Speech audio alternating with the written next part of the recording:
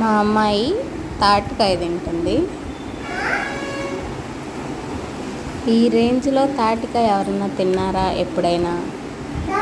Comment చేయండి. నేను తింటుంటే నా దగ్గర నుంచి తీసుకొని ఎంతో కష్టపడి అంత ఇబ్బంది పడుతూ తింటుంది.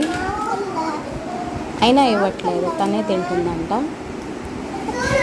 నేర్చుకోండి మీరు కూడా, అలా తినాలి తాటికాయ.